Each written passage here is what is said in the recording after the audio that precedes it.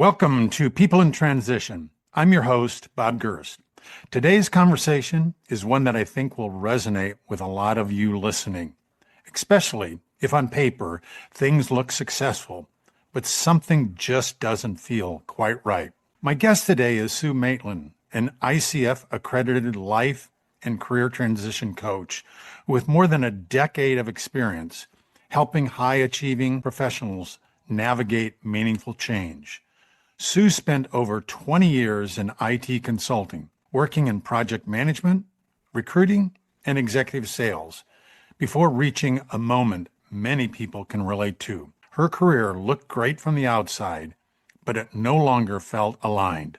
That realization led her to make a bold pivot. Today, she helps others do the same thing. Through her one-on-one coaching, workshops, and her Connect and Thrive community, Sue supports clients around the world, from global companies like Microsoft and Nike to individuals who simply know they want something more. They want to gain clarity, build confidence, and create lives that feel as good as they look. We're going to talk about midlife transitions, imposter syndrome, career shifts, networking, and what it really takes to move from feeling stuck to being fully aligned. Sue, welcome to the show. Thanks, Bob. It's great to be here. Really appreciate this invite. Sue, let's jump right in here. Let's start with your own journey that we might learn from for our own career paths. After a successful 20-year career in IT, what was the moment or the realization that led you to transition into coaching? Well, Bob, I had been unfulfilled in my career for some time. I was in a sales executive role, and it just never really felt like what I was supposed to be doing. I was successful, but it just didn't uplift me. So I'd been kind of thinking about it, but I still didn't know what I wanted to do. And then I actually went to an event where I saw someone being coached at the front of the room. In other words, in front of an audience. And I watched this master coach helping this person get to know themselves, peel back the layers and start to understand more about themselves and why things were happening to them. And I thought to myself, wow, that would be amazing. Imagine having the ability to help people do that, to really understand what's going on for them. And so in my mind, I started to think, oh, maybe one day I'll become a coach. Maybe that's what I should do. But you know, life goes on. A couple of years later, still in that sales role, hadn't made the move, done a little bit of research about coaching. And then a couple of life quakes happened. Firstly, my dad was diagnosed with a terminal condition, and we didn't know how long he had. And he and Mum had moved from the UK to be closer to me in Victoria. I'm here in Canada. So I was reeling from this because he was a pretty fit man. And then at the same time, my boss brought me into the office and said, Sue, you know what? That job you're doing here, we're going to change that. You're going to be a Western region cloud sales executive. Don't worry, we'll train you up. And it was the last thing I wanted. I did not want to be traveling all over Western Canada. I wanted to be here with Mum and Dad in town, supporting them through that journey. So I researched options and I found Erickson International College in Vancouver. I wanted to help people look holistically at their career and their life, and Erickson's program was absolutely perfect for me. So that's what I did, and it was 13 years ago now. I'm so grateful that I did. I wake up every morning just full of gratitude for this new life that I've created where I'm making such a difference for other people. I like that term. Sometimes it does take life quakes to send us on a journey down the path. Sue, you oftentimes work with high-achieving professionals who feel successful but stuck. And if you could see me, I'm doing air quotes right now around that. What do you think are some of the most common signs that someone is in that place, that successful but stuck place, even if they don't fully recognize it themselves yet? There's a best-selling book, Midlife Reimagined, Making Big Changes at Any Age, and I have a chapter in that book where I actually share this. And these are some of the signs that you're perhaps ready to get unstuck. If you've been viewed as successful, but yet somehow something feels like it's missing, or you're on a treadmill and you don't even have the time or energy to think about what you might want for the rest of your life. If you're dreading the start of the work week, that's a sure sign. Or if you know that you've got talents that you're just not making the most of, or there's some new skill that you really want to develop, but you just never get around to doing it. You may be feeling trapped in a really unhealthy, toxic work environment. Or you might have this feeling you're meant for something more and you want to explore what it might be. Or perhaps just like happened with me, life's thrown you a curveball and it's caused you to actually pause and start asking questions about what positive change could I make in my life after this has happened.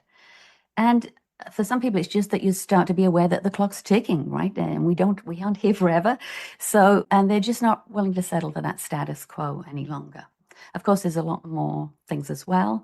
But at the end of the day, it's probably your body actually that helps tell you that you're feeling misaligned. And it's always worth taking note and listening to our bodies. Sue, do you think that people can recognize those signs by themselves, or should they get a coach like you to help them understand what they're looking at and what some of the options might be? To be honest, if I look back, if I'd had a coach helping me, I wouldn't have taken 2 years to make the leap into what I should have been doing. So there's no question that if you engage the right coach, somebody you trust and you have a rapport with, they can really help you get clarity. Because the biggest challenge for people is going back and forth about what they should do or feeling stuck. Whereas a coach is really designed to help create that safe space for you to do that work, but do it in a very efficient way. And so I think there's no question, if you're ready and you like the idea of having that one-on-one support, a coach can really help you. And as I say, I wish I'd had coaches in my life much sooner, but I only discovered the coaching profession just, about 13 years ago. So some of our listeners are at that midlife point. What have you found are some of the biggest challenges or fears that tend to surface during that midlife phase? Well, the reality is that making any kind of change, Bob, is hard for most people. Our brains prefer routine. It's easier. Even if we're not terribly happy, it's still easier to keep doing what we've always done. So I think recognizing that and being prepared to be open to change is important. I think the other thing is when you've invested decades, perhaps sometimes, in getting where you are, and often you're making good money, it can be really difficult to walk away, even if it's no longer satisfying for you. It's scary to start over. When you think about it, you're transitioning potentially from being an expert to being a newbie again. And even if it was a role that you really enjoy, you've got to psychologically deal with the fact that you're no longer the go-to person for things. I think it's well worth making the move. And certainly I've got no regrets, you can probably tell, about my transition into becoming a coach. I think the other thing that holds people back is your decision impacts other people. I mean, when I retrained to become a coach, our income took a major hit. I discussed it with my husband, and I convinced him. I said, look, I know I'm going to probably be making much less money, certainly initially, but I'm going to work longer because I will love what I'm doing so much that I'll keep working and I'll make it up in the long run. And, it's proved to be true. I absolutely love what I do. I think I've shared with you, Bob, that I can't imagine completely retiring ever because of the pleasure and the joy I get from what I do. But my husband retired 5 years ago and he's perfectly happy. His LinkedIn profile says retired and loving it. But the other thing I think is it's important to begin to research options, ideally before you are put in a position where you've suddenly got to make that decision, because you have more flexibility there. I think it's so important as well to talk to people who might be doing what you think you'd like to do, because sometimes our perception of what a job is not the same as actually doing it. So I think if you're going to run off and maybe get some new qualifications before you do that, make sure that you are transitioning and preparing yourself for a career that is in line with what you expect it will actually be. I've interviewed and supported actually winery owners, and it's easy to think about the glamorous bit of the wine tasting, but it's 98% being a farmer, basically, and there's lots of pressure as well. So do your research, I would say, and really understand what it is that you're transitioning into. And of course, the other thing is try and have a little bit of a financial cushion so you're not forced to take something that isn't aligned with what you really want. What you're describing is what we coach people when they're in transition between jobs, which is informational interviews. So you almost go through that process of finding someone who does what you think you want to do and learn from them and reality test in terms of, is this what you're really looking for? Absolutely. And of course, if it is, you've got the added bonus that you've expanded your network. And this could be someone who could maybe introduce you to a company or someone else who might hire you into that new profession if you find that is what's right for you. Sue, let's shift gears just a little bit here and talk about something that you and I have spoken of before, imposter syndrome. It shows up for many people that we coach and many people that we don't coach, especially during their own transition. Why do you think that it tends to intensify during that transition stage? And how can someone move forward even if they don't feel confident to take that next step? Well, just in case anybody is not aware of imposter syndrome, I'll just explain. It's basically a feeling that despite you are being recognized for your accomplishments, you still feel unworthy. You live in this constant fear that someday someone's going to expose you as being a fraud who doesn't deserve their success. And frankly, that was something I lived with, Bob, for my entire tech career. I got into the program, through a program actually, to bring more women into tech. And so it wasn't computer science degree. So I constantly had in my head this little voice saying, you don't really have the qualifications to be here. Even though I was successful, I was bringing skills from my previous life and leveraging them. I still was always experiencing this feeling of being an imposter. And I think when anybody's making a career transition, you, again, as I mentioned earlier, you're moving from a place where you're really knowledgeable to a place where you're going to be learning something new. And so you're not going to feel as confident. When we make a transition, our inner critic can really be very active. It can say things like, what makes you think you're going to succeed in this new role? Or don't even bother applying for that job. There are so many others more qualified than you. And it's trying to keep us safe, but in fact, it's just holding us back and keeping us playing small. I'll just share, if I may, a little story as well that reinforced my imposter syndrome. This program to get women into tech was something that my ex-husband, who was in tech, came home and told me about one day. And I'd been underemployed since I'd moved to Canada. So I thought, well, that sounds great. He makes good money. I should get into tech. If I'm reinventing myself, why not? And he told me, don't bother applying, Sue. You know why? You're completely illogical. You will never pass that aptitude test. There's a reason he's my ex-husband.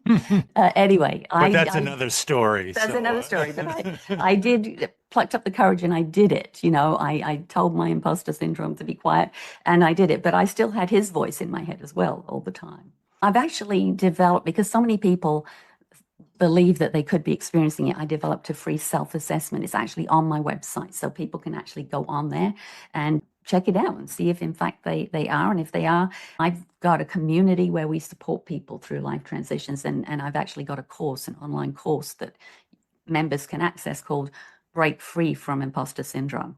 And the whole idea is to help you sort of take yourself through that process of standing up to that inner critic and really stepping into your confidence in your ability and not letting it have that same hold over you. I think one of the key things as well that's important with imposter syndrome is to really take time to pause and appreciate your accomplishments. In today's world, it's so busy. We're all rushing all the time. It's so easy to, oh, I've got that done. Now I'm on to the next thing. Oh, and the next thing. And the imposter syndrome, it gets fed by this because you have succeeded at this, but then you've succeeded and you think, oh, everyone's noticed I've done that. Now I got to do something even better. And it's a cycle of constantly pressuring yourself to do more and more and more. But we need to stop and we need to savor our accomplishments and really pause and appreciate them. And we don't do that enough. So that's one of the things I encourage any of my clients who have imposter syndrome to do. Create a little book of wins or successes that you can go back and reflect on to ground yourself when that annoying little voice crops up. I have to tell you, many, many years I would successful and had good performance reviews and good feedback. And then the very next day, I would get a call to go into my boss's office and I would think, oh my goodness, he's going to fire me. He's going to demote me. He's going to do this and that. After the day before, I had gone through this great performance review. And so the games that we play with our head, with that imposter syndrome. And I have to say that people that I've coached, that I would say that it is a very high percentage that experience this. So it's not just unique individuals, it's a lot of people that deal with it. Absolutely. Up to 70% or more of people experience this at some point in their lives. So, and some stats say it's even higher than that. So yeah, absolutely, it's true. So being aware of that, and you're so right with the performance review. Again, we get this great performance review. There's a couple of things to work on. I used to completely ignore all of the good stuff and just zero in. Oh, what have I got to do about this? It was like, Right, what about celebrating all the good stuff? right. But that's just it's a natural tendency if you have imposter syndrome to focus on what you don't have, as And opposed to keeping it in check yeah, is a yeah. full-time job. It's not something that you can just say, okay, be gone. No, well, interesting. In the community last night, I have a call every Monday. And in the community, we actually did a little exercise about developing your own inner coach so that when that inner critic starts up, that you're aware of it and you can coach yourself through that. It's a constant job. It'll always be there. But the more you do this, the more you rebut what that imposter is saying, the stronger you get and the easier it becomes for it naturally to you say, oh, yeah, okay, that's that imposter syndrome. No, I'm not going to let that. Here's what I'm going to tell myself instead. And it can be done, but it's work. There's no question. It's work. It takes time. Sue, you talk a great deal about fulfillment, but my experience with words like that is that they can mean different things to different people. I'd be curious, how do you define fulfillment and how do you help clients discover what it means for them? Well, to me, fulfillment means understanding what lights you up and finding ways of bringing more of that into your life. It's pretty simple. It may even, for some people, it might sound selfish, but in fact, it supports you showing up in the world as your best self. And when you do that, that's good for everybody. So for me, finding fulfillment requires some self reflection. And how I approach this with my clients is I help them uncover their core values and then look at their strengths and their skills and notice which ones they most enjoy using. And then reflect on where they can apply these skills, doing things that actually are uplifting to them. So it requires, pausing. It requires exploration. We talked about talking to other people, doing things you think you'd enjoy, and reflecting on times in your life when you experience that sense of joy or purpose. And so I do it through actually one-on-one coaching, obviously, but I also have courses that can help people uncover their personal priorities and values. And some people just take those discoveries, reflect on them, and then start charting their own path forward with this new knowledge. And others get involved in the weekly calls that I just mentioned and get wisdom and support on the journey from others in transition. And of course, then I've got my one-on-one clients who work with me beyond their initial clarity coaching call. And I have a very powerful coaching session that I deliver to people who work with me beyond that initial call. And we create a vision of their ideal, most fulfilled life. And then we talk about what do we need to make a plan to make that happen? And then what are some of the pitfalls that you might come across along the way? And we drive out, we have the vision, we have the plan, and then we have the strategies to overcome the challenges. And that way you're much more likely to stay on track if you've anticipated what can come up for you. So yeah, and you pointed out what's fulfilling for me may not be at all fulfilling for you. We're all unique and special human beings. We've got our own experiences, our own talents, beliefs, and values. And so the key is to figure out what feels aligned for you. But I do believe that life is too short to simply settle. I'm committed to helping people live their most inspired life, whatever that means for them and at whatever stage of life they're in. I was in my 50s before I found my calling. I truly believe it's never too late to do that work. You said this earlier, Sue, and I'd be curious how you coach around this. I get quite a number of my clients that talk about, Bob, I can't step away. That sounds really great, and I'm really happy for people that can do that. But I've got kids that are going to college, a mortgage, fill in the list of barriers and responsibilities. How do you help someone overcome that? Yeah, but I can't make that step. Yeah, and it is challenging and it's easy to just kind of go with the flow and maintain that status quo. I think it's really helping people step back and consider other possibilities. You don't have to keep doing what you've been doing. There are new ways of exploring. And sometimes, I hear what you're saying, Bob. There are sometimes when financially you're perhaps not in a position to do exactly what you want, but maybe what you can do is to start to volunteer doing something that you would like to do in the future, or create a small business on the side that you start to do that is going to take you into what you'd like to do. So I don't advocate just quit and then, change everything. I think you need a plan, you need a financial plan, you need your family on board. And it's important to think that through and discuss it with them. I had to have that conversation with my husband. I'm really grateful that he was willing to allow me to step away from a six-figure income and start from scratch. However, he sees the transformation in me from doing something I love.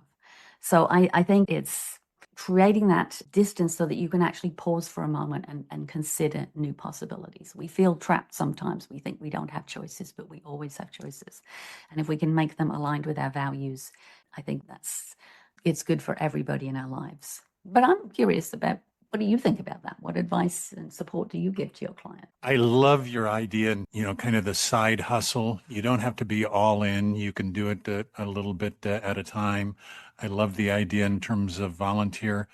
We talked about this earlier, that informational interview, having a clearer picture in terms of what you might be stepping into. We're typically talking about pretty smart people that know how to create action plans if they know what the target is. And so if they do those informational interviews, they're going to have a much clearer picture in terms of where they're going. And I try to help in terms of creating that action plan to get them there, even if it's just a little bit at a time.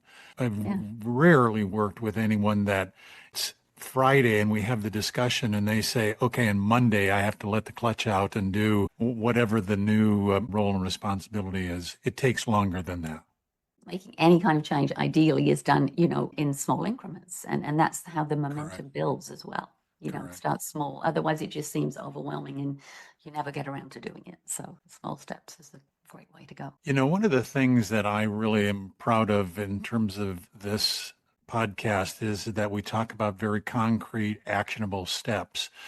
And I do want people that after they listen to this, they know next Monday what's the one or two things that they might be able to do to impact and send them down the right path. So if someone's listening right now who feels stuck or is uncertain, what would be those one or two simple steps that they can take to begin to gain clarity in terms of that positive future for themselves? I think the very first thing is to pause, is to give yourself permission to pause. It is so easy in this crazy world that we're in to just keep going faster and faster and never actually ask yourself those questions. So I think that is the first thing that you need to do. And I think then it is doing that work that I talked about around reflecting on your values. If we are out of alignment with our values, it's really hard to feel good about our life and feeling fulfilled. I believe that's really critical. And the other thing is, for most of us, we've fallen into doing things that we're good at, but we may not love. And usually someone else has pushed us into that. They've seen a strength or a skill in us.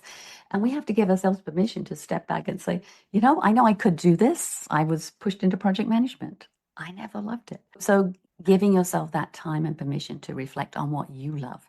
And my What's Important to Me Now online course actually gives people that opportunity to do that. They actually look at 6 areas of their life and determine, what are the things that are most important to me at this point in my life? Once you've got that clarity, then you can start to make those changes so that you're actually aligned with your values and what's most important to you. I think that's the key, is to get started and give yourself that permission to pause and think. So you have such a rich background in recruiting. We'd be remiss if we didn't try to tap into some of that experience that you have in the whole recruiting and networking space.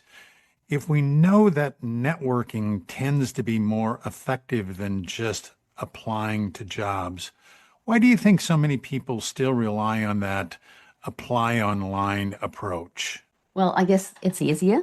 It feels less uncomfortable because you're actually, you don't have to do a face-to-face with anybody. So I guess there is that.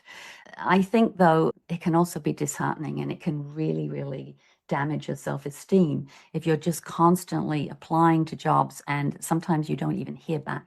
You rarely do firms actually tell you they filled a position. So you start thinking, well, I was qualified. Why didn't I even get an interview? So I think people need to be careful about that. Especially imagine you've refined your resume and written a beautiful cover letter and you hear nothing. I truly believe that building your network strategically is the very best way to find that next job. And up to 50% or more of jobs are filled like that. They're filled through word of mouth, somebody referring someone else. And certainly when I was in recruiting, I would always ask our employees before I advertised a job externally, do you know anyone who could be a good fit? Because it's so much easier to bring someone who someone knows rather than go through, sometimes hundreds of resumes trying to figure out who are worth even interviewing before narrowing it down. And we would actually pay our employees referral fees. So I think when you're doing that networking, I recommend build a network with people who work at a company that you'd like to work for. Sort of do your homework. Find the companies that feel aligned for you and then reach out maybe on LinkedIn or go to some live events if there's networking opportunities. And don't go to the CEO or the HR. This is my thoughts on it. Build a rapport with someone in that company whose role might intersect with a role you might fill there.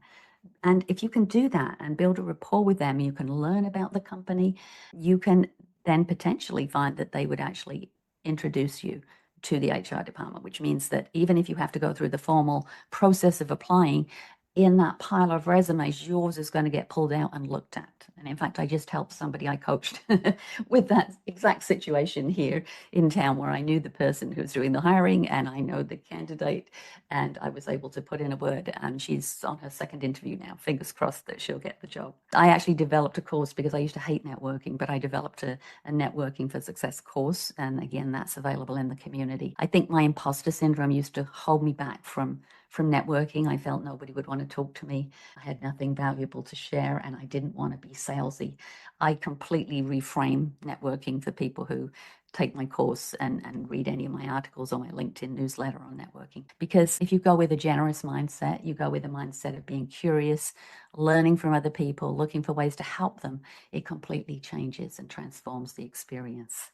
What do you think about networking? Yeah, I think you are so spot on each of the points. The thing that I coach my clients that really view networking almost with a disdain is that if they look at it that they need to give more than what they're going to get, I think helps them reframe what the experience is all about.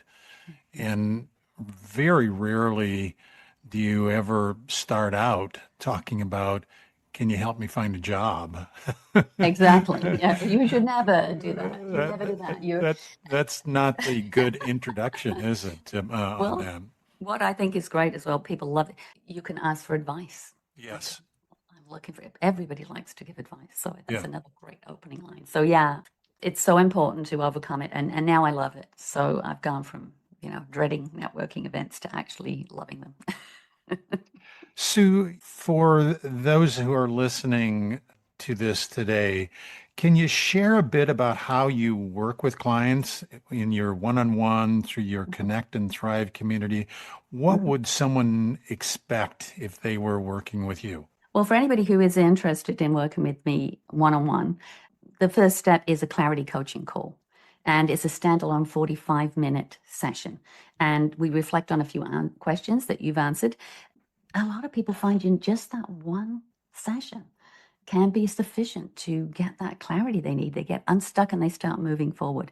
And it's completely risk-free because if at the end of it you did not find value, you get a complete refund, no questions asked.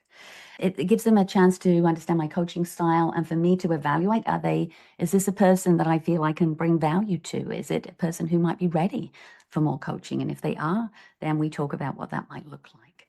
I have a structured approach to the coaching and people seem to find it works well for them. And then, of course, there's others who perhaps it's too intimate. They don't want that one-on-one. what they're interested in is perhaps the community and taking the online courses and maybe showing up on a Monday occasionally for the live calls.